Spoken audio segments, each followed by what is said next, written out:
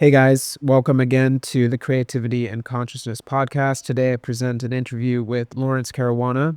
Laurence Caruana was the founder of the Vienna Academy of Visionary Art, where I was fortunate to study and is where I met Laurence. In this podcast, we spoke about the history and significance of visionary art, as well as some of the key influential figures in the movement, such as Ernst Fuchs, who was the great godfather of visionary art and somebody who inspires me quite massively as an artist. We also spoke about Gnosticism, which is a subject that Laurence is quite expert at, but I don't know that much about, and it was very interesting to learn about it from his perspective. This is a great podcast to be drawing or painting to, and so get your paintbrushes ready and let's go. Anyway, I hope you enjoy listening to this informative and interesting conversation. Welcome to the Creativity and Consciousness podcast, a space to explore the intersection of creativity, spirituality, and personal transformation. I'm your host, Jake Coburn, visionary artist, author, and your humble guide in the exploration of our consciousness. In each episode, we dive into ideas related to magic, visionary art, and alternative spirituality. I bring you conversations with leading thinkers and innovators to help us tap into our creative potential, expand our minds, and transform our lives. Whether you're an artist seeking inspiration, a spiritual seeker exploring new paths, or someone on a journey of self-discovery, this podcast is here to help unlock new possibilities and awaken our inner power. Let's journey beyond the ordinary. Welcome to the Creativity and Consciousness podcast. Cool. So thanks everybody for listening. Today, I'm very honored to have our special guest here, Laurence Caruana, who was my teacher at the Vienna Academy of Visionary Art. Laurence is a great visionary artist, as well as a scholar and author on esotericism, specifically on Gnosticism, as well as having contributed a lot to visionary culture. I guess you're kind of like you're just an alchemist of many different forms and have done a lot to preserve, I think, the history of visionary art and to frame it in a sacred context, which I think is really important. So it's really awesome to have you on the podcast. I can't believe it's taken this long to have you on here, but it's an honor to chat with you. Yeah. Thank you, Jake. And maybe we should mention that we met in real life in Vienna quite a while ago and have since gone our separate paths, but it's really nice to catch up again and have a conversation after not seeing each other for years and years. So I look forward to it. Yeah, absolutely. And my time in Vienna was honestly like one of the highlights of my life when I look back in that time of just full immersion into art and creativity in that special container that you helped create for, like, how many years was the Vienna Academy going for? 7 years. Yeah, 7 years in total. Yeah, seven years. It's a tremendous feat to have kept it alive for so long and to have nourished so many different artists who came from all over the world. So I guess like that's not a bad way to start the conversation if you wanted to share a little bit about what that was and how that came to be, because that is the context in which we met and definitely one of the common grounds that we stand on as artists together. Yeah, I guess also I should mention that you came out to Italy to the summer seminar at Torre Superiore one summer, right? That was actually the beginning of things. So we'll probably discuss later the fact that I worked with Ernst Fuchs, and Ernst Fuchs developed this method of painting called the Misch technique. And so I started these summer seminars at Torre Superiore in Italy at 2000 I believe was the year. And then initially I was on my own. Then Amanda Sage joined me, Andrew Gonzalez, who I'd met while working with Fuchs. And by 2012, which is really a symbolic year in the tribal community, things had developed at the summer seminar to such a degree that we were always filling capacity. And then Fuchs's manager, her name is Cornelia Mensdorf-Puyi, she came to the seminar. Fuchs had been actually coming to the seminar for several summers as well, and said to us, we really have to expand this into something more. So she had found a space for us right across from the Hofburg Palace in Vienna, which is great. And so we decided, I spoke to my wife, Florence Menard, about this idea, and she was totally anxious and up for the idea of creating this academy in Vienna. But, it wasn't that easy. So starting out the first year, we only had 6 students in the first trimester who were real kind of pioneers. And, but then by the end of the first year, it expanded enough that we were able to sustain it financially. And by the second, third year, it would really start to take off thanks to some of our teachers because we had such amazing teachers. And so we were getting up to like 20 students, which is as much as the studios could hold. And that went on for 3 years in this location across from the Palais Palais. Then we moved to a larger facility in the fourth year in an Otto Wagner building in the 7th district. So kind of like more history of Vienna, but it was really a cool area to be in, a really vibrant artists area.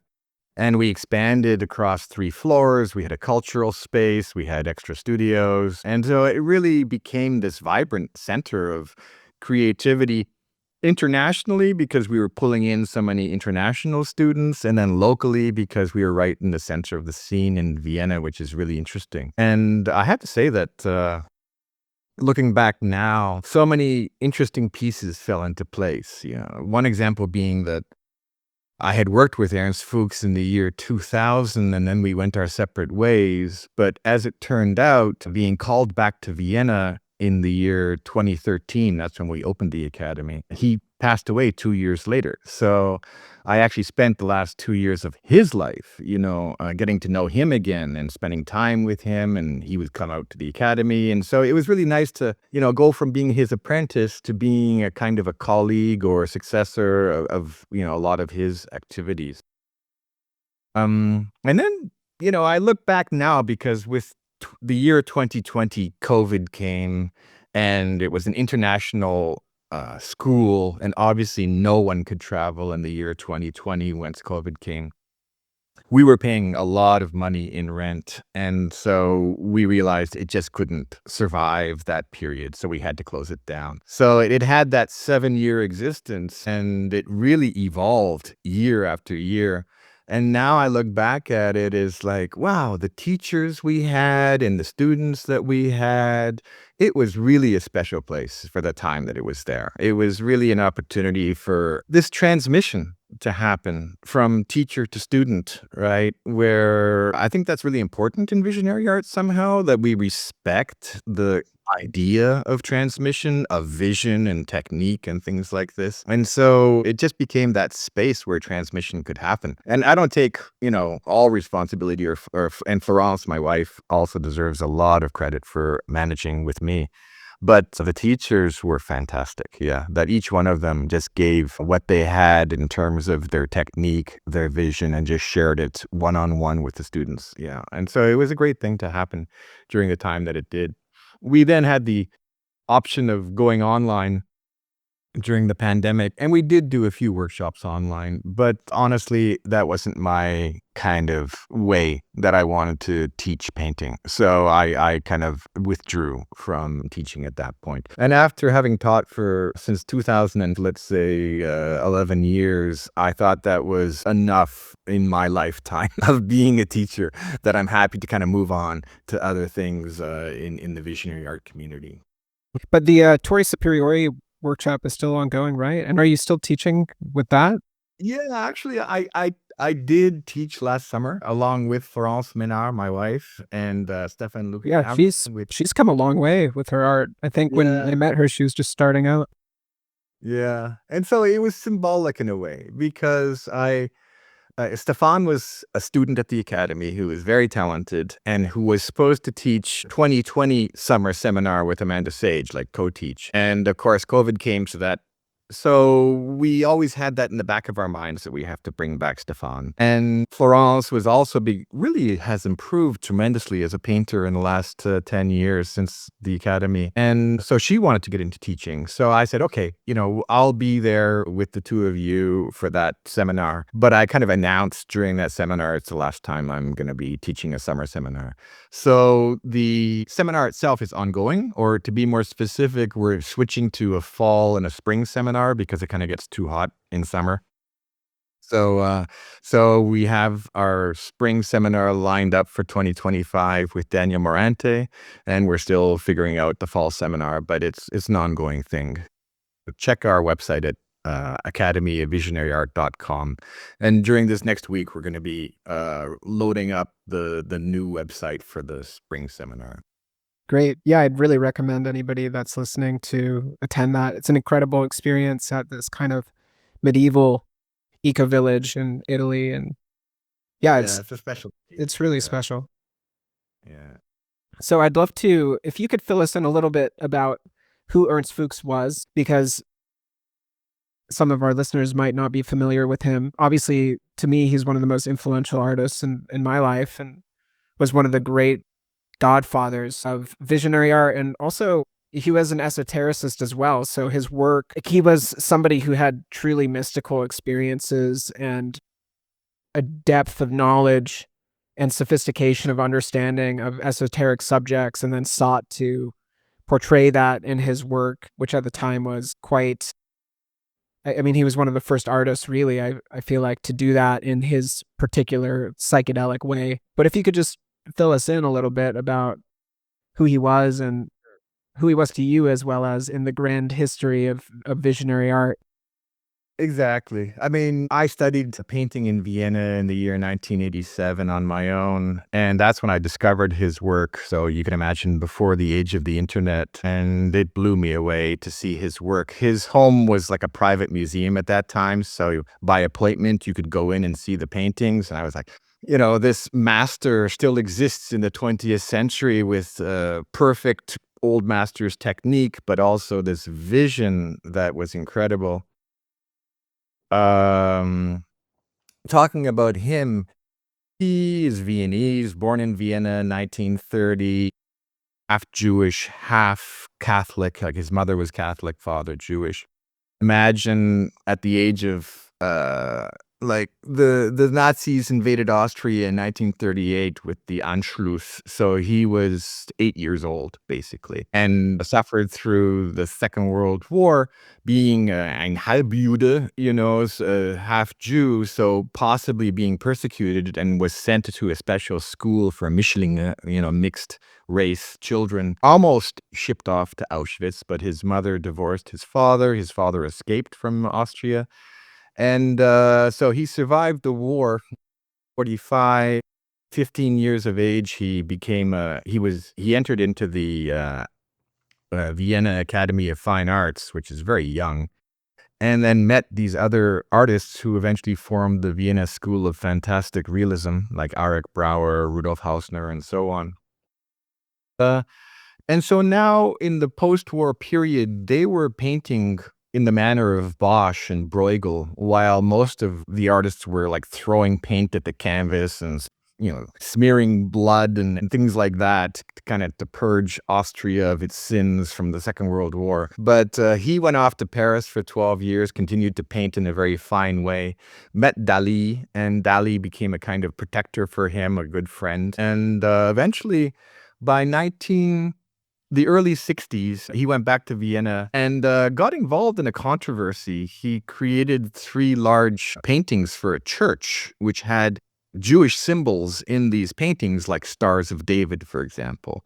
And that was so shocking. Also, I should mention that the painting had kind of psychedelic colors and psychedelic forms, right? So it was so shocking that a lunatic pulled down these 3 large paintings that were hanging there and sliced them to pieces with a razor, poured gasoline, and was about to set them on fire when they stopped him. But, strangely enough, they've been able to restore them, even though they were sliced to pieces, but they were almost destroyed. So that, strangely enough, gave him a kind of a name in Vienna. And from that point forward, then imagine by 66, the psychedelic 60s emerge in the USA and in Europe by 67, 68. Suddenly, he and the fantastic realists were like, oh, psychedelic art, that what he was doing came into fashion. And he himself had experienced peyote and hashish back in the time of 1958, 59. So beatnik period, if you want to kind of contextualize it, not, hippie period. So he was like a forerunner of psychedelic painting. But I don't want to overemphasize the psychedelics too much. He was a visionary, very interested in dreaming, very interested in esotericism, very wide read, very brilliant. So into fame, basically, and riches during the late 60s, 70s, and to the extent that he could create a private museum of his works in Vienna, which you can visit today. And for us as the next generations of visionary art, like you said, he's like a godfather. He really was a pioneer, and he knew all the other well-known artists of the 70s and 80s, like Robert Venosa had worked with Fuchs at one point. H.R. Giger was a close friend. Matti Klarwein was also a student, so to speak, although more of like a colleague. D.S. Schredberger, the list goes on. What happened is in the year 2000, he was working on a chapel in the south of Austria called the Apocalypse Chapel. And Amanda Sage was already an assistant at that point. Andrew Gonzalez I had met online, and they invited me to come out to the chapel in south of Austria. And that's where I met Ernst Fuchs in the year 2000. And that was like a dream come true because I had always known of his work and even dreamt of working with him, which was very strange that I had very clear dreams about working with him. So in the year 2000, then after meeting him in Austria, he offered for me and my wife to work as his assistants. She is like a personal secretary because she speaks German and French as well as English, and me as his painting assistant. And so we spent a year in Monaco because he had his studio in Monaco at that point. He couldn't work in Vienna. So we spent a year in Monaco working with him. And that was a real experience, of course, for me to be apprenticing with a person who I considered to be one of the great masters of painting. And so check out his work. If you're a visionary artist, you'll see right away that it's got so much to open your eyes to color and the way he uses color, form, style, volume, all of these things that just and in terms of content, very mythological, sacred, and psychedelic, right? That he has this psychedelic quality in his works that's so important for us. But let's just call it visionary in general. Yeah. Yeah, his work is very unique. It has similarities to somebody like Alex Gray in the color palette or the kind of transcendent quality to it, but at the same time, it's very different. It's very like fantasy world, like dream, mythological, and he's inspired and influenced a lot of artists, as he suggested, and didn't he had a school as well, right? Like in the 70s and 80s, and many students, I think, learned from him. But Yeah, he ran summer seminars in Reichenau, which is south of Vienna, for 3 summers. And people like Bridget Marlin and Philip Rubinoff Jacobson, D.S. Schwertberger were all there during that period. Yeah, I wanted to mention that all these different artists have kind of taken a little piece of Fuchs and ran with it, like Venosa with his jewel-like forms, and then Amanda, the energy that you see in her work, the energy lines and so on, is something that she kind of, went with. In my case, what I saw in his work was he's very interested in this idea of the hidden prime of styles, that the sacred styles of different cultures, the Babylonians, the Egyptians, the Renaissance, that at the core, there's like this one core style. And then when you look at his work, it echoes with Egyptian, Babylonian, William Blake, Michelangelo. And I kind of really was on that path before I met him. And once I met him, it's like, yes, because styles are not just kind of like random. That to me, it's visionary seeing. You go into the visionary state.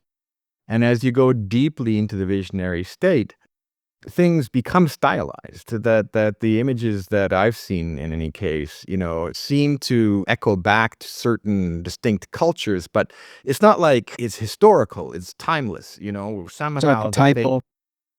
yeah, like carved and simplified and, to a certain shape. that is really unique. And when you see Fuchs's work, it's all over the place, right? And so for me, that's also become something important, is how to stylize, how to cut and, the form, sculpt it in such a way that the volume and the light and the shadow all come together with the color palette and everything else. I'm curious to ask you about your personal experience when you were working as his apprentice and assistant. Like, what was that process like? You just kind of up and moved to Monaco. Did he give you a place to stay? Like, were you being paid to work with him? I mean, how did I'm curious what that process was like. Did he just be like, "All right, come here to the studio at this time," and No, that was it it? wasn't that simple. Yeah. So, he's the king of the kingdom. Maler first is the German word, painter prince. And he's surrounded by a lot of people who are all there fighting each other for different things, money and whatever, and attention. And so in our case, I wasn't there for the money. I was there to learn, right? And to work with him. But it wasn't like the invitation was clearly placed, like, come work with us. Like, he talked about it, and then he talked about it with his manager, and then she offered us a terrible offer, like low paid, all this. And we refused. And then finally we decided, okay, we're just gonna do this, throw ourselves into the void. We moved there like in September of the year 2000 and showed up and just said, we're here. You wanted assistance, we're here. And he's like, yeah, I want that, but no one else wanted that. So now we were in conflict with the people around him. And since he was pretty much alone in Monaco, they realized that it was beneficial to have these people around him, and so he decided to get us an apartment, like to pay for our apartment. Basically, we had to find it, and to give us a salary, which was not great, but enough to live on. So, being paid to study with someone, Wow. Yeah. and your accommodation taken care of, and the meals he bought us, food either at home or in restaurants. Can't complain. So everything worked out that way. Then it's like step by step by step, right? Amanda and I got into conflicts, that she was an assistant, I was an assistant. He turns people against each other. That was his nature. So Amanda and I didn't have a honeymoon relationship. I mean, we respected each other, but there was also a little bit of tension between us at the beginning. And meanwhile, it was like, okay, despite all the chaos, I'm here for one reason and one reason only: learning to paint, learning to understand his vision much deeper of where ideas come from, and so on. But he and I had also conflicts in our relationship because, how can I say, is at the beginning, it's a honeymoon period. He took me into his confidence. We had great conversations. I was working on his work and he was encouraging. He never taught in the sense of saying, do this specifically. Sometimes he would, but most of the time he let you work on a specific area of the painting, saying, I want this, I want that. Then he'd come back, look at it, kind of go, and then he'd start working on what you had done, and you could see him reacting with what you had done. And there was this like verbal dialogue on the level of the painting surface, right? And I learned to see the color and see the forms the way he kind of needed me to see them so that I could work with him. But the conflicts arose when he said, like, I'm too methodical and precise, whereas he said clearly, I'm a madman. So he needed to loosen me up by driving me insane, basically. I know it sounds kind of strange, but he literally did. Like, he pushed me in all these different ways to kind of break a lot of the structure that I had in terms of painting and thinking and everything else. So yeah, because he really is, I mean, super brilliant and well-read and intellectual. He wrote books and all these things, but he's also a madman. He's also crazy. And he, what I can say is, like, most people, they have a range of responses where, I don't expect anyone to go beyond that range of typical response, but he would like turn around and be an absolute bastard one day and turn around and be a total darling the next day. And this kind of unpredictable behavior was difficult to deal with, but that's the kind of person he was. And he never let me forget that, I'm an assistant, basically. I'm an apprentice. And so that was my role. And I just kind of accepted that, okay, I'm there to paint. And so I did. And like I told you earlier, then we met again last 2 years of his life. And that was important because now we could relate at a much different level. I was no longer his apprentice. And, he really we shared some really beautiful moments together. And I could see that he really appreciated my painting and just the way he would look at it, go. And he didn't have to say more. It was just that acknowledgement, of he could see, because I think visionary art is so much about seeing and learning to see deeply, learning to see into the history of art, learning to see visions, learning to accustom yourself to, if you've done psychedelics, what I mean is you can see realms which are beyond anything that you might have experienced with your own eyes open in the physical realm. So opening yourself up to the world of visions is a whole process. And then translating those visions into paint is, again, a whole process, right? So with him, I definitely opened myself up to the degree that I could immerse myself in the visionary realms, both through psychedelics and naturally, to find myself exploring those realms in a way that I found to be comfortable and fascinating without losing, myself too much in all of that. So, yeah, and I'm grateful for that. It's such a cool story. Yeah. Yeah. Wow. I mean, he does seem to have a really, when I look at his work over his whole life, you can tell that it was very experimental. And when people try to say, oh, this is the Ernst Fuchs painting method, like it seems like people were taught a specific way to paint by him, maybe in one of his seminars or something like that. But that's just one of the ways that he might approach something. Whereas I'm sure he had a million ways he might approach creating something, just, and it was constantly experimenting and exploring different kinds of ideas and techniques. And we teach the Mish technique as a way of seeing. It's not just a painting technique. It's a way that allows you to see things, discover things in the paint, and discover things about your own ways of seeing. So I think that's, again, visionary seeing is a whole process of which the technique is a part. Yeah. And Mish technique, for those that don't know, it's a combination of using egg tempera or casein paint and oil glazes. And the transparent oil paint gives this really gem-like, deep, luminescent quality to the paintings that's really extraordinary. And that's what Ernst Fuchs taught, from what I understand. The application of the whites in between those colored layers is very important because when you pick up a pencil and you draw, you're using shadow and darkness to render the form. Whereas when you paint with the lights, you have to flip your whole way of thinking and see the outer volumes of things, the way the light falls on the outer volume.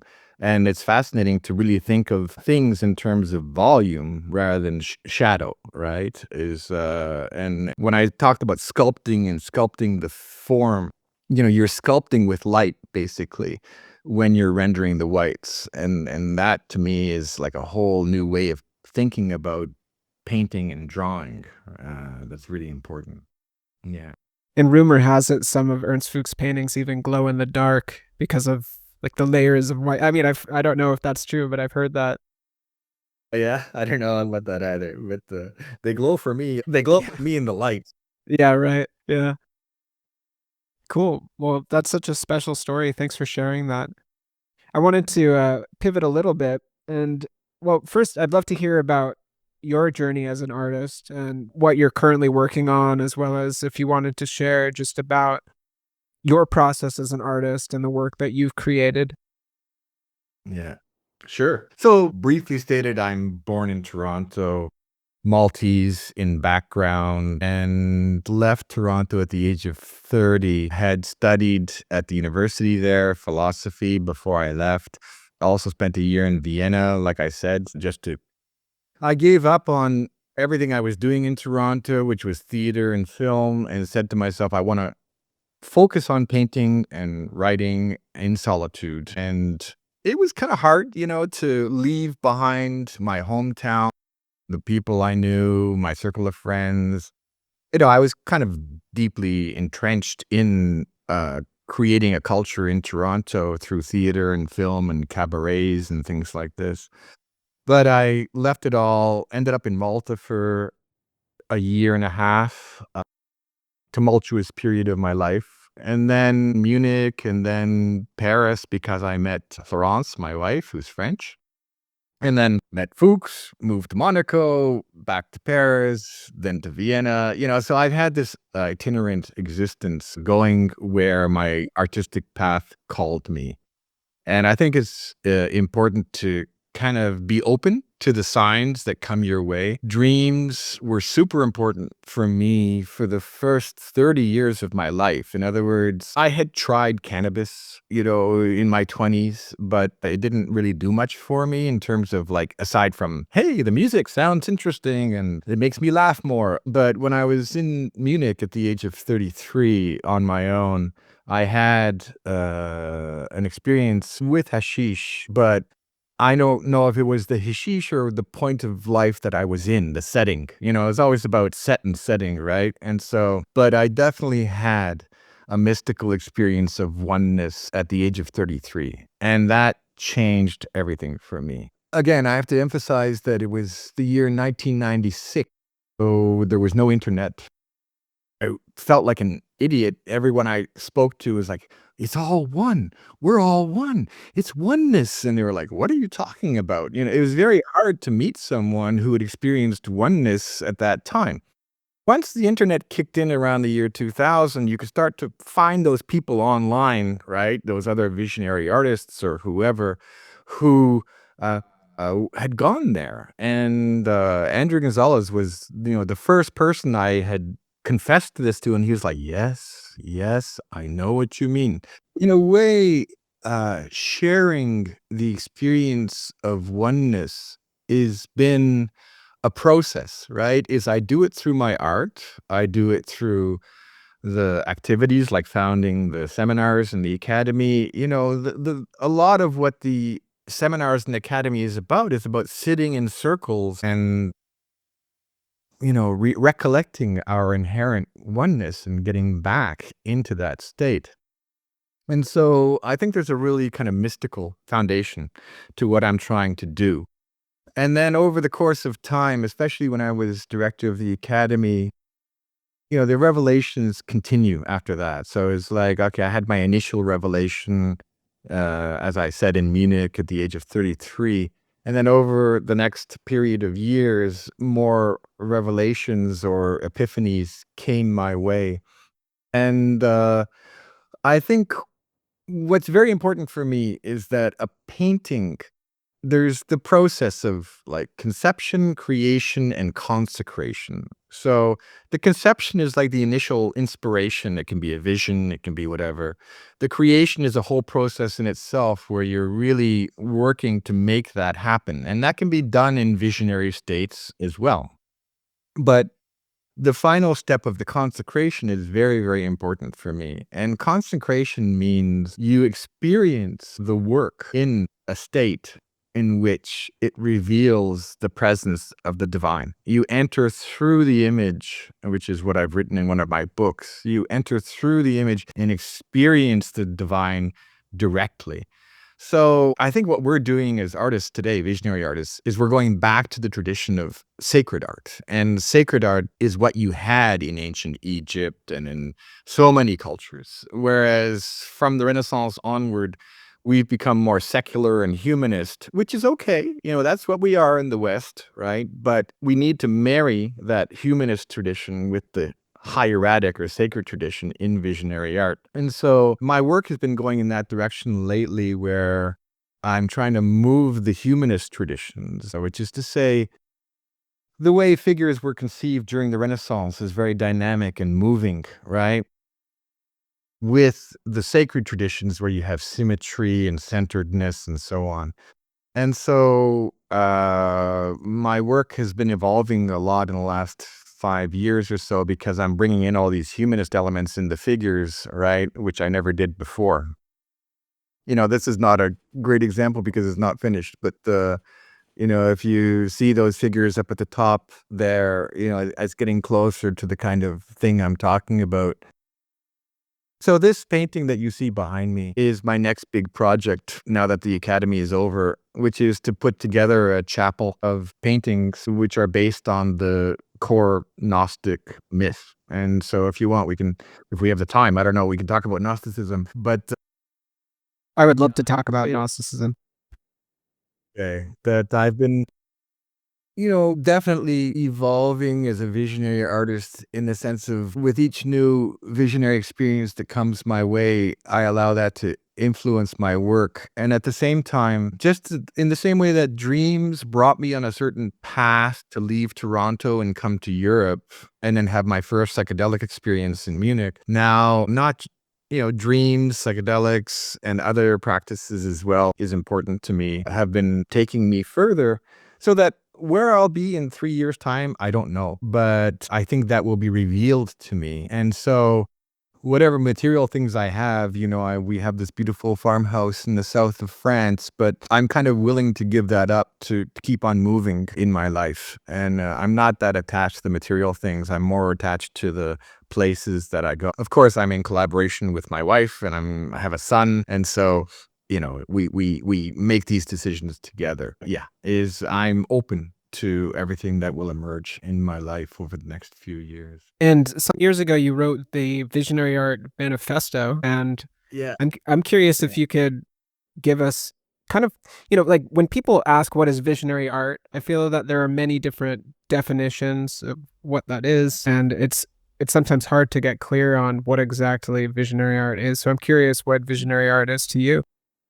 Yeah. Which, I have to juxtapose this with this, which is like much, much bigger compared to that, Yeah. because I wrote this in the year 2000. I wrote this. So when I was working with Fuchs, by the way, I wrote this while directing the academy, and it's kind of like, a textbook on visionary art for the academy. And I'll be the first one to admit that you cannot define visionary art in a book or in a few words. So I think what we can do is pursue what is visionary painting, what is visionary seeing. And definitely, it's anyone who's had a dream, or more specifically, lucid dream, because that's another one of my practices, is in a lucid dream, you can start to actually become aware of being in an alternate reality and yet still being conscious and present. And being in that alternate reality, yet conscious and present, it's disorienting at first. The first few times I had lucid dreams, I said, okay, fly. And I flew and then I woke up, because it was just such a astounding thing. And then to enter into those visionary realms consciously with awareness, and yet also aware that you can't control it all, that it's not, even though it's in your imagination or whatever, right? It's a world in itself that you have to navigate. And psychedelics teach us then, the how to navigate the psychedelic experience is a whole process. I'm writing a book, which is my autobiography, and it's called Reflections in the Mirrored Sphere. And I've since come to this idea that the visionary state is like a mirrored sphere. And vision itself is active, not passive. So in the visionary state, we are actively envisioning the world around us like a mirrored sphere. And so what do we do in that space? What our soul and our mental state and our emotional state and our physical state all come to play in when you're in a space that mirrors every thought, every feeling, every sensation that you have. You're suddenly like, okay, I have to center myself. I have to calm myself. I have to, be focused, because whatever I think or feel is going to be reflected back to me in the mirrored sphere. That's kind of the visionary state. Navigating the visionary state is really a practice, because so much stuff can come up.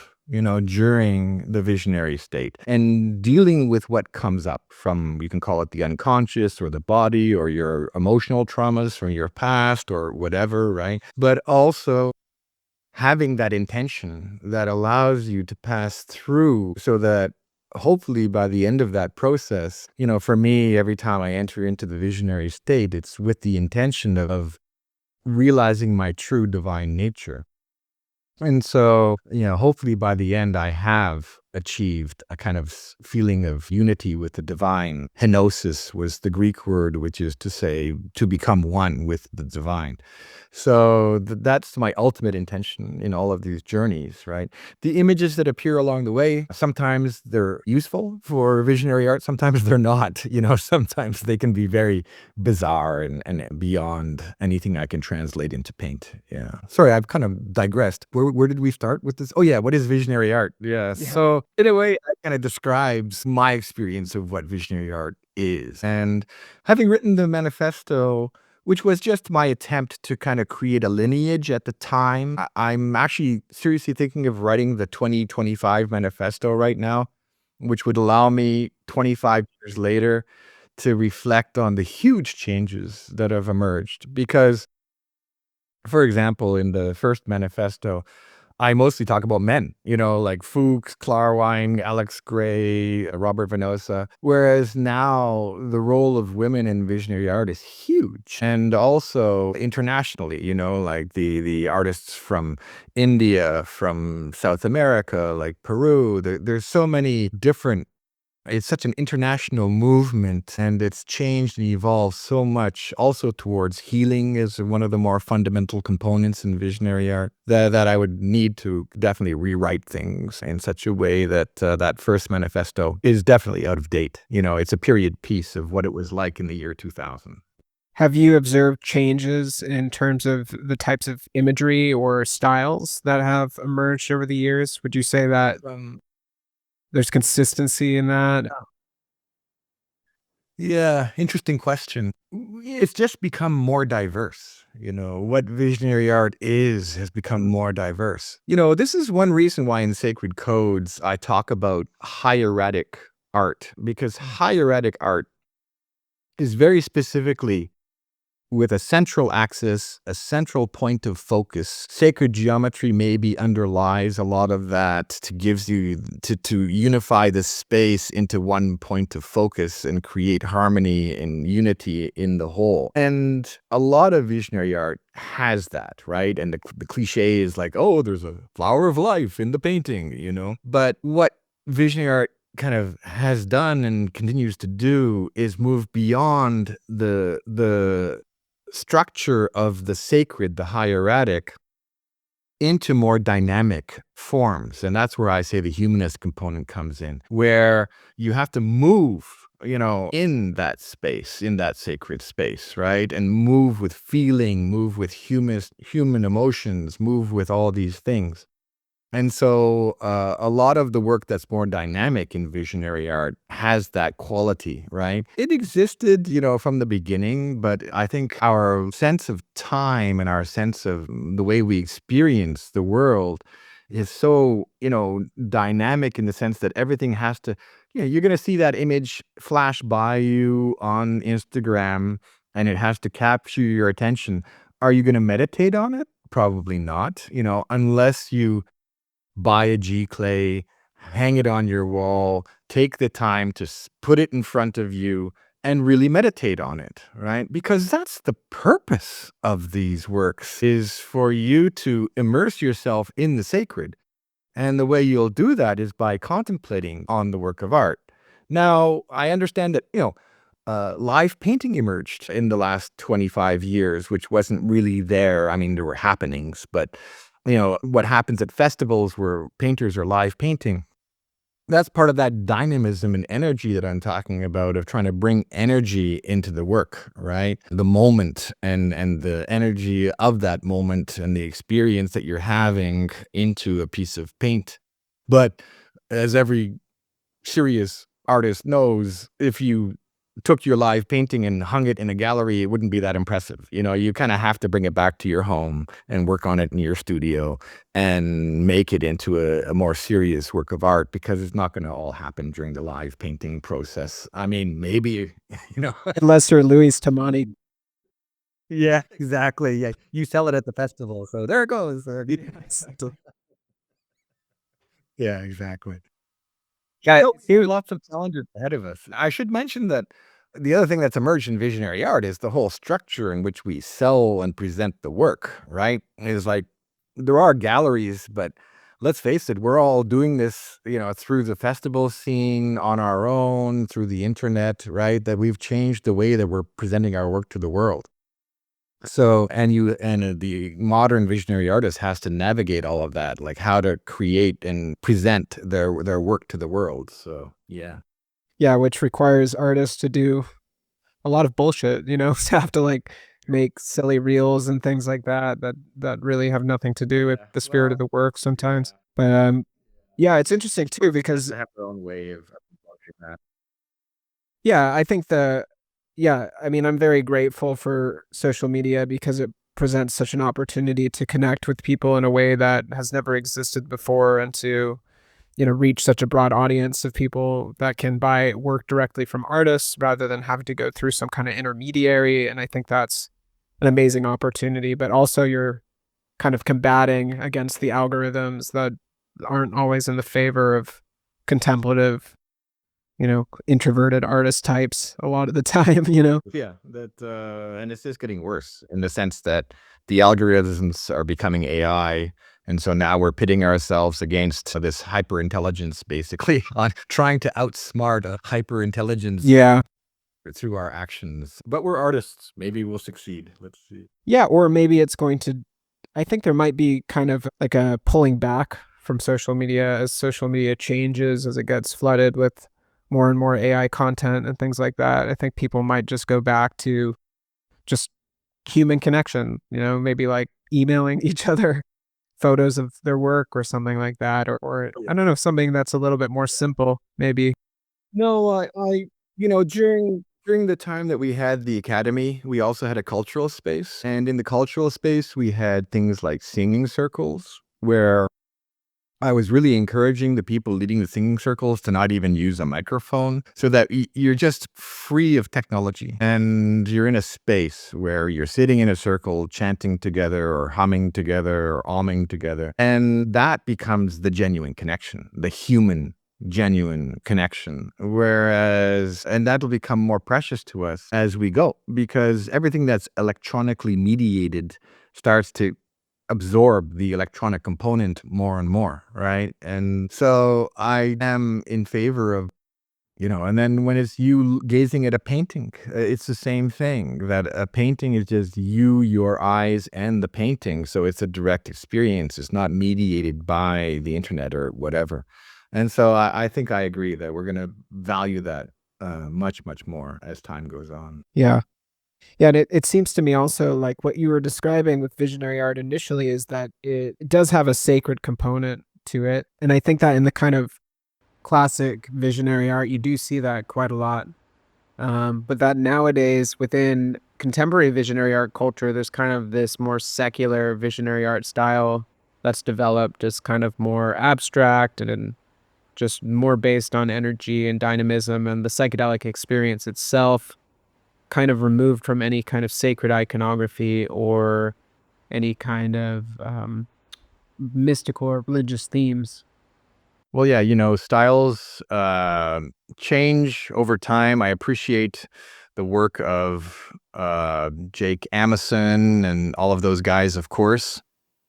They are very talented painters. But for me, the significance of the psychedelic experience was always the numinous and sacred experience. It was the vision of the divine that comes by way of the psychedelic experience, not just that the trippy visions, the fractals and the colors. So for me, I've always strove to recreate that sacred iconography and to find the hidden prime of styles in my work. And that's what Ernst Fuchs did. And, also a lot of my influences and inspirations were visionary artists, but not necessarily psychedelic artists, classical and historical artists like Jean Delville, William Blake, or Gustave Moreau. But also, hey, we're running at about an hour now. Did you want to talk about Gnosticism? Yeah, let's pivot and let's talk a little bit about Gnosticism, because that's something that I'm really excited to talk to you about, and I know you're quite an expert on. My understanding of Gnosticism it's sort of minimal. It's not a subject I've particularly studied very deeply. I know about it, I think, largely in a cultural context with its relationship to the story of the Matrix or things like this. Um, with the understanding that the Gnostic demiurge created the universe as a sort of soul prison and simulation that we are to be liberated from. But I would just love to hear more about it.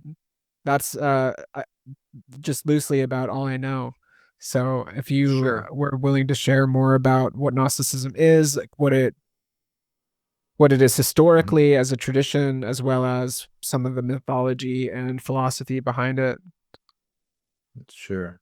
So, basically, imagine Alexandria, which is on the north of Egypt, but during the period in which Alexander the Great conquered most of the world, and so Egypt fell under the Greeks. And so Alexandria became this center of learning where you had Greeks, Egyptians, what eventually became the Romans, as well as Babylonians, Jews, so the whole, and early Christians all coming together. And so these texts emerged from that center. Also, alchemy emerged at that time, theurgy emerged at that time. These are all kind of interrelated traditions. The Gnostic texts were mostly lost over the course of history, and a couple emerged in the 1800s, but it was really in 1945 that there was this massive discovery of about 52 texts in Egypt, Nag Hammadi, Egypt. And from 1945, it took a good 15, 20 years before they could actually be released to the world, translated into English and so on. So it was only in the 70s or 80s that Gnosticism started to kind of reemerge in our culture as a cultural phenomenon. And what we discovered is that early Christianity was much different from the way we imagined it to be. So, early Christianity was actually very diverse, and the Gnostics, before they got eliminated from the picture, were very much into Hermetic and Egyptian thinking. And you also have to remember, of course, that the early Christians were basically Jews, and so a lot of the Gnostic texts are purely Jewish, what are called the Sethian texts. And then some of these got Christianized. And then in the whole process, they brought in ancient Egyptian knowledge and so on. So when you read them today, it's actually very difficult to read because they're fragmented and they have their own special language and they're diverse. You have the Gospel of Mary Magdalene, you have the Apocryphon of John, you have the Gospel of Thomas or Philip. So all these different texts that are kind of giving you different views into what Gnosticism is. So it takes quite a doing to read through the Nag Hammadi library and make sense of it. It's like any esoteric text. You have to reread, and then eventually the pieces start to come together. And that's part of the fun, in a way, is figuring it out for yourself. The alchemical texts are much the same way.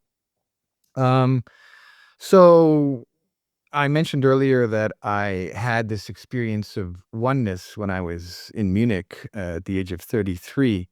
And the reason why I kept on coming back to the Gnostic texts is because they provided me with the clearest articulation, both mythological and in terms of imagery, of the experience of oneness. And basically, the core question which was there in Alexandria and answered by the Gnostics, but also by the Hermeticists and the alchemists and so on, is how can you have this oneness, this divine oneness, that then separates into a multiplicity?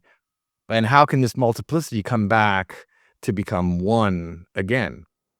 And so the creation myth is basically like, how do the many emerge from the one? And in the Apocryphon of John, which is a Gnostic text, a key text, they kind of explain how the one divided into two, the dyad of the mother and the father. The dyad came together to create a third, which is the Christos. And so now you have a trinity. But the Christos, like the mother father, had a feminine counterpart, which was Sophia. Okay, so now you have a quaternity. And so even though the one is unified at every level of its division, from the dyad to the triad to the quadrad and so on. It becomes 10, it becomes 12. And all the levels or emanations are all unified. Those are called the upper eons. And so the upper eons, or the heavens, basically, are all unified in one, even though they have multiplicity. Then this event occurs, which is the great rupture, where Sophia accidentally or perhaps purposefully commits an act, and she acts on her own. She does not consult with her partner in creation, which is Christ, right? And so she acts on her own. And by having a thought independently, this causes ignorance to enter into this entire Gnostic cosmos. And Gnostic is knowing, right? So they all know each other, but know each other in the sense of each is a direct reflection of the other. That when you see the other, you see yourself. And when the other sees you, they see themselves. That's the unified cosmos. Sophia reflects on her own and creates Yaldabaoth, or the result of that reflection is Yaldabaoth. And Yaldabaoth is mythologized as this lion-headed serpent who is basically ignorance, which agnosia in Greek is unknowing, so he's the unknowing one. And he, however, seizes Sophia's creative spark and uses that to create the cosmos, the physical. Well, let's be clear, the cosmos, but the way it's described in the texts is that you have the spiritual cosmos. Then there's something called the soulful, which is the center of the emotions. And then there's the hulic, or the physical cosmos. And so Yaldabaoth creates both the soulful cosmos and the physical cosmos. And he begins with the anthropos, which is a male-female, human figure that eventually gets divided into Adam and Eve. But the point of all this being that our emotional nature and our physical nature were accidents, and that our true nature is spiritual. So the emotional one, that's the tough one, right? In alchemy, you talk about spirit, soul, and body. Soul is the intermediary between spirit and body. Soul, being the emotional center, has the negative passions like fear, hatred, everything that causes division, basically. And the positive emotions. The positive emotions like love, compassion, these are not against unity, they are in favor of unity, right? They're in favor of coming together. And so in the dynamic that's played out between Christ and Sophia to save the cosmos, love plays a central role. So what I'm trying to say is, in that cosmos created by Yaldabaoth, Christ actually descends to find Sophia because she becomes trapped and in that cosmos. And through their love, they try to bring, love and from below to the higher realms, basically. I guess I've missed a few parts in the myth, but after Yaldabaoth created the lower cosmos. He created the 7 visible planets in the heavens. He created the 4 elements in the ether. And so the entire physical cosmos is viewed by the Gnostics as this place of darkness, as this place of fate, where the planets, astrologically rule over your fate basically by their movements. And so it's astrology viewed in a negative way because they view the material world in a negative way. And those planets are called the archons. And the idea is that the archons are constantly beaming down to us souls trapped in the physical existence negative emotions like fear, like hatred, like envy, pride, and even deception. So uh, the Gnostic sees themselves as having this spiritual core, which they might not be aware of. When you're born, you're probably ignorant of it, and that's what traps you. But through your life, at some moment, you can wake up to your spiritual core and that you remember from whence you came. And you remember that you are a particle of light, a particle of divinity, a particle of the one. And so once you wake up to that, then it's a process of kind of guarding yourself against the negative emotions, right? Which are constantly bombarding you. And let's face it, we're trapped in a body, which forces us to feel hunger and desire in the sense of lust at times. And so we kill other animals, we kill plants. You can try and be a vegetarian, but as far as I'm concerned, you're killing a plant, you're killing a living thing. We're forced into this situation where life devours life. And so how do you kind of conduct yourself in the world where life devours life? And so you have to recall who you are and that you will escape this plane of existence of generation, as it's also called, where life devours life and return to the higher heavens. So it's a whole journey. Like from the Apocryphon of John, you have the creation, and then the other texts are kind of giving you the various means by which to return to the one. And the drama of Christ and Sophia plays out that drama of how the soul returns to the upper heavens. And so Sophia, being feminine, symbolizes the soul. Christ, being masculine, kind of symbolizes the spirit. And that soul and spirit kind of have to come together, and then spirit draws soul up to the higher realms again. Let's be honest here that they love dualities or polarities, and that in that system of polarities, the feminine is viewed in a negative way because it's material, right? Whereas the masculine is positive because it's spiritual, right? It's kind of like, you're forced into those polarities, and so you work with them to kind of bring them back together, right? So I just found it to be an explanation of a worldview that resonates deeply with me. Do I view the cosmos as fundamentally evil, like there's, the creation of Yaldabaoth? Not all the time, no. But I do acknowledge that life devours life and that we're caught in that cycle. And so we need to explain how evil came about in the cosmos. And we can't kid ourselves to say that evil does not exist, right? That evil is here. And what is the cause of evil? And so uh, Gnosticism at least tries to tackle that question by explaining that there is an active force in the cosmos inviting us or impelling us towards evil acts, and that we have to center ourselves and find forms of protection, right, to navigate our way through existence to avoid evil, basically, and committing evil acts.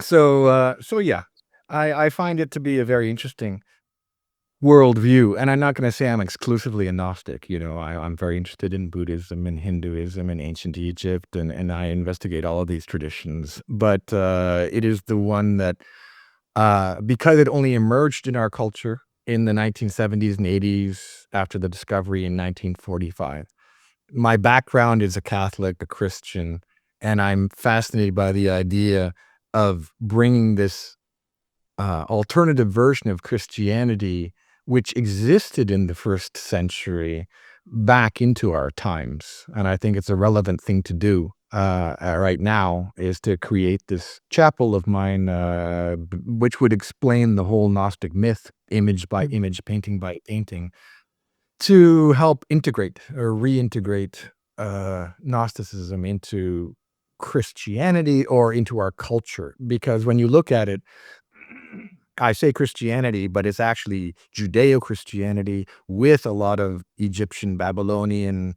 And by the time you put all those together, it resembles Hinduism and Buddhism to a remarkable degree, at its deepest esoteric sense. So yeah, I do see it as an important worldview worth resurrecting in our times. I'm curious about the, sin being such a big part of Christian faiths and traditions. Is that something that is also within Gnostic ideology? And it sounds like, Yeah. okay. Sin is created by the archons to control people. That the true Gnostic believes that their core is pure spirit. Mhm. And so they use the metaphor of the pearl falling down into the mud, that if a pearl falls into the mud, it can never tarnish. The mud just clings to the pearl, but it does not alter the nature of the pearl. And sin is the same, that the sin is what occurs to us because we are trapped in the mud.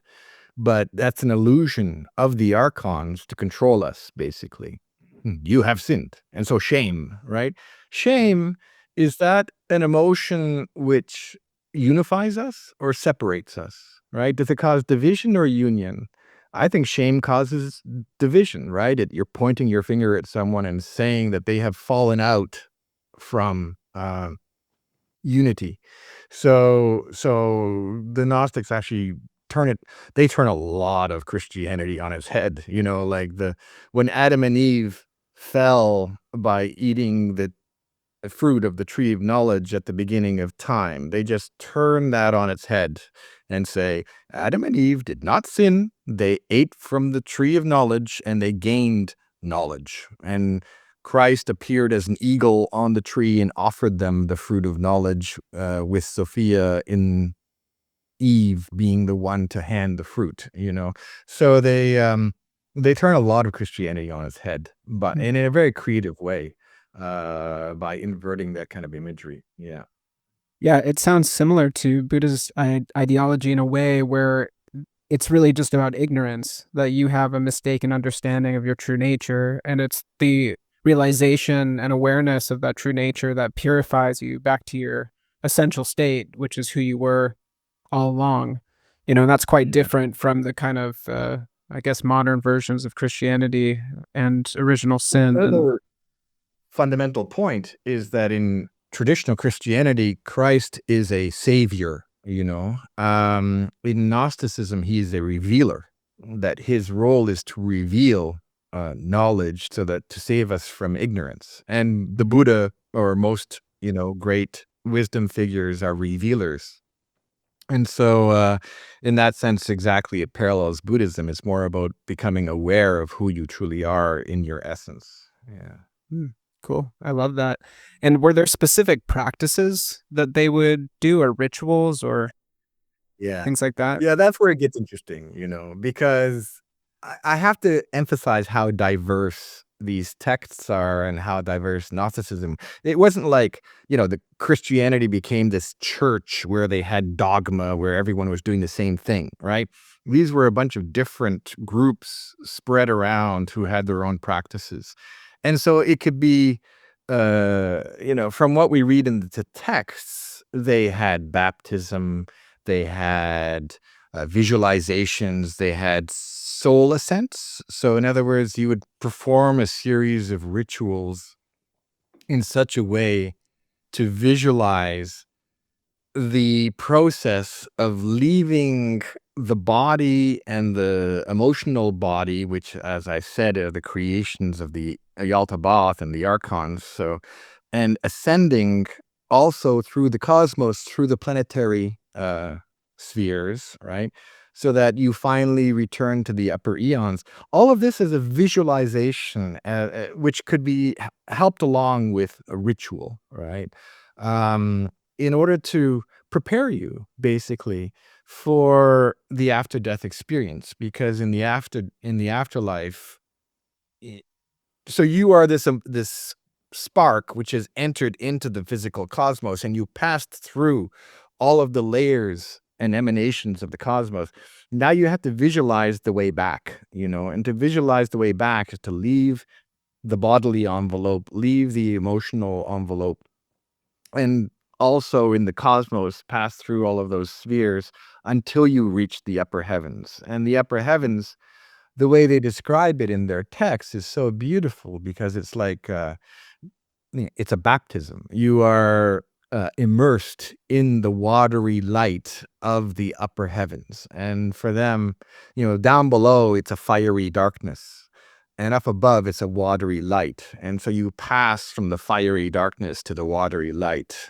And in the watery light, it's a mirrored realm. The watery light makes everything mirrored, so that everything you see as yourself, not in an egotistical way. Rather, you experience oneness with the all, with everything that you meet and see. And so when the angels gaze at you, you see your own face in the angel. And so and then there's the mystery of the bridal chamber, which is perhaps the greatest ritual that remains a mystery, which is to say, they mention it again and again in their texts, that in the bridal chamber, all will come to be one. Now, when they talk about the bridal chamber, are they talking about physical, sexual union, or are they talking about it metaphorically, right? And it's never explained. It's quite possible that Christ and Mary Magdalene came together sexually in the bridal chamber, and this was the union that was needed. But they never see it explicitly. They never actually come out and give you the secret, right? It remains a secret, a mystery. So it's fascinating, because it's forever rich. You're never going to get the single answer, right? You're just going to get closer and closer to unveiling the mystery as you read through the text, and you read about the rituals that they practiced, which were baptisms and the bridal chamber, and this visionary ascent, which I mentioned, which could be a kind of a ceremony and then, yeah, they had so many fascinating things. And then they also had their words of power. Maybe you've come across this in your magic studies, right? So that certain the divine beings above have secret names which are purely vowels, because when the spirit rises through our body, it expresses itself as o, ah, e, ah, oo, ah, but the consonants in the words of power are the demonic names, right? So, right, and so they literally give you the names you're supposed to utter, during this ritual. And the names of the demons then are all of these consonant sequences, right? Which are very percussive, right? Bidofabub, right? Whereas the names of the higher elements, like Christ is actually the 7 Greek vowels, which is to say, o, u, o, right? And so it's just pure vowels, basically. And so it gets kind of fun, you know, as you go deeper into it. Interesting. Yeah. Yeah, that they have these rituals and ceremonies that allow them to reunite with the sacred. A whole other area of study which I've engaged in since There's definitely a lot of, yeah. Yeah, I was gonna say is theurgy, I was saying, theurgy. there's a lot of similarities to ceremonial magic. Yeah. Yeah. Yeah. Uh, and so that's why they were looked down upon, probably by the church, no, we're doing sacred mass. We're not doing magic, and especially to do it together. And yeah, that it's not possible to uh, gain oneness in a church ceremony the same way it is within a Gnostic ceremony. Let's put it at that. Cool. Well, when I think you get into it, there's certainly parallels and similarities with all of these different mystical and wisdom traditions, whether you're talking about ceremonial magic or Gnosticism or alchemy or Tibetan Buddhism. There seems to be a lot of universality to the ways that different cultures have approached coming to the divine and receiving insights and glimpses of that divine state of consciousness. So, thank you so much for this conversation, Laurence. This was really fascinating. I'd love to do this again sometime and to learn more about your work and to learn more about Gnosticism. Thank you, Jake. Yeah, it was a fun conversation and always a pleasure. Thanks again for having me. Certainly. Until next time, and thanks again, everyone, for listening. Are you ready to transform your stalled creativity into a vibrant, authentic life? The world is brimming with untapped creativity, yet so many inspired souls and aspiring artists find themselves ensnared in stagnation, disconnected from the fiery passion that once ignited their dreams. I understand that struggle intimately. I've walked that path, and I'm living that path in my own version right now. And so I'd like to introduce Inspiration Alchemy. Inspiration Alchemy was born from a collaboration with my dear friends Daniel from TAM Integration and John from Maps of the Mind. Together, we've crafted a visionary 12-week journey designed to reignite your creative spark, empower your artistic identity, and unlock the deep well of inspiration residing within you. Imagine learning from world-renowned artists like Chris Dyer, Amanda Sage, Martin Whitfuth, and many others, each sharing their unique wisdom and guiding you deeper into your creative journey. Envision being part of a psychedelic-friendly, supportive community that uplifts and inspires you every step of the way. Inspiration Alchemy provides a sanctuary for your artistic soul to flourish.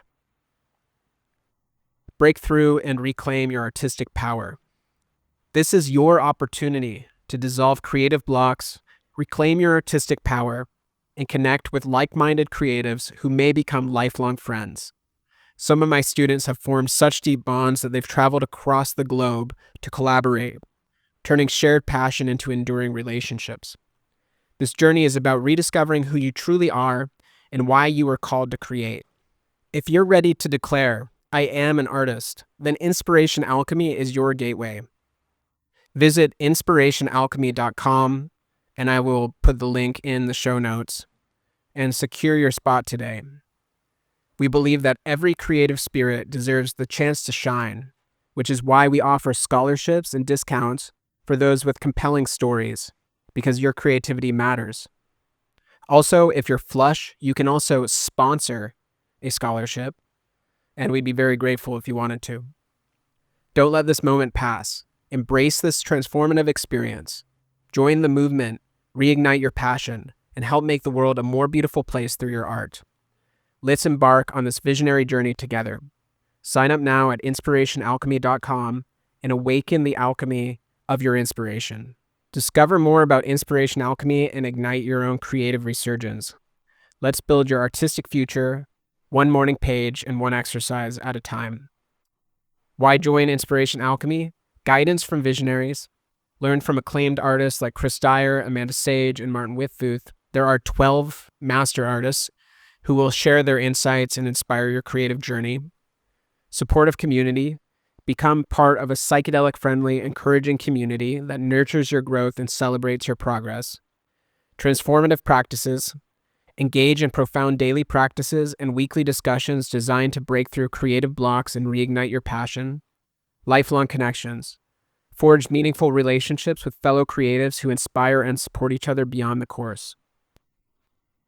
Inspiration Alchemy is a creative awakening, a journey of self-discovery, and a mission to infuse the world with your unique artistic energy.